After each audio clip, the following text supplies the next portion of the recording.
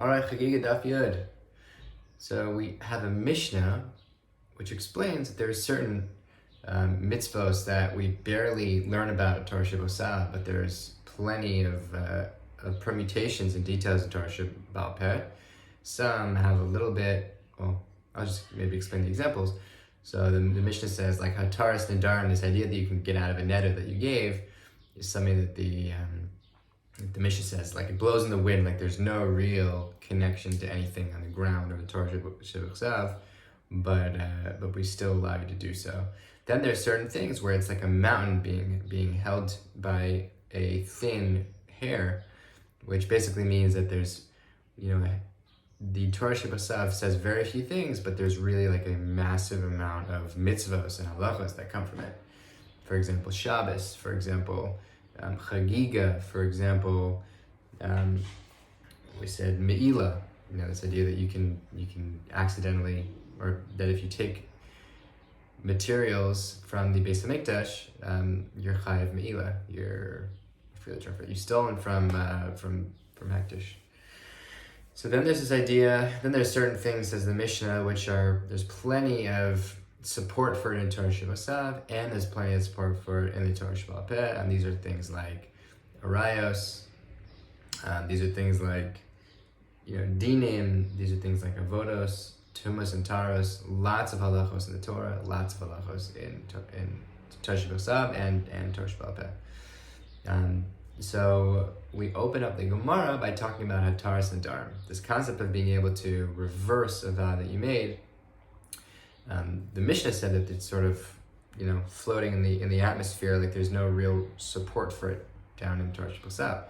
But we say, what do you mean? There's plenty of psukim. There's the brisa which explains that there's a whole a list of amoraim, or a list of tanaim who say different reasons from the Torah why you're allowed to do that. Like lo yachal divaro. Pasuk says. That was the last one, but the pasuk says things like "Asher nishbati be'api im yivona menuchasi." I swore in my anger. So what is it? When I swore in my anger, then that's something that Moshe Rabbeinu that does entail him. So that sort of implies that there is a way when you're no longer angry that you can nullify that vow. Other examples like that, Shmuel at the end gives his din from my own bar mitzvah parsha, my own name, my own bar mitzvah parsha. How could I not share it? He says lo yachel divaro kechol hayetzeh mipiv yaseh. So if one person is unable to, this is lo yachel divaro, you cannot reverse your own neder, but other people can. That's a source from Parshas Matos, that there is a way that you can reverse a neder. And Shmuel, I think Rava says that Shmuel's proof is as an Amora is better than any Tana. And he says one pilpuli charifta, one sharp pepper is greater than a basket full of melons. Great quote. Then we move on to talk about Shabbos. Where remember we said that Shabbos is like a mountain being held down by like a thin thread of hair. So the question is, what do you mean a thin thread of hair? There's plenty of psukim that talk about Hilchos Shabbos, right? Tons of them. So what are we talking about here? So we basically say, like, what is this like mountain of halachos that we're referencing, where it's not discussed at all in the Torah Shabbat. We end up going back and forth trying to figure out which one it is. They bring up certain proofs. But those we're talking about in the Torah, back and forth. The Gemara ends up concluding that it's talking about this concept of meleches masheves, that like calculated labor is asur on Shabbos, but if it's accidental labor, it is not. That's meleches masheves. And then we do the same exercise with Me'ila, and we say, before we get to Me'ila, let's do Chagiga. Same thing with Chagiga. There is a pasuk that says, "B'chagosem oso chag l'Hashem." That seems to be a source in the Torah that we bring the carbon Chagiga. So how could you say that that's like just that it's a mountain being like held by a thin thread of hair? So same with when we talk about Shabbos, but we go back and forth trying to understand is that pasuk referring to the Chagiga? Is it referring just to something else? Like, how do you know that the word Chagosem refers to the Karm Chagiga? Maybe it just means celebrating.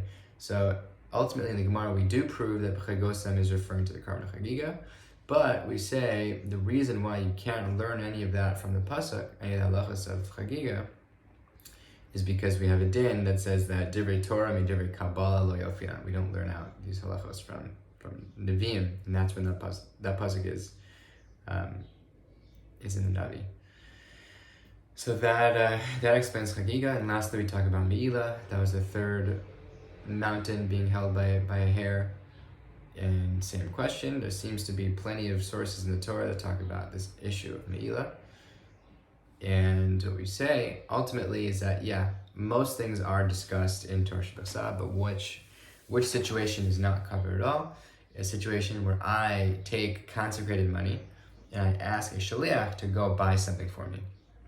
So let's say I didn't know that it was money from Hektish, and then as the shaliach is on the road, then all of a sudden I realize that the money is Hektish. It's really it's holy money, and now I've realized that the shaliach is going to do an avera. So normally you would say ein shaliach advar avera, meaning the sender is at fault, but in a situation like this by Me'ilah, because I no longer want the shaliach to be buying something from good money, even though he's already out doing it based on my instruction, he is the one who is chayav and not me. And that's the halacha that is not discussed in the Torah, but is discussed at length in the Torah Shabbal Peh. And that concludes Chagiga Daf Yud, and then on tomorrow's Daf we're going to continue with the other items that are discussed in the Mishnah that have plenty of roots, both Torah Shabbos and Torah Shabbal Peh. Have a great day.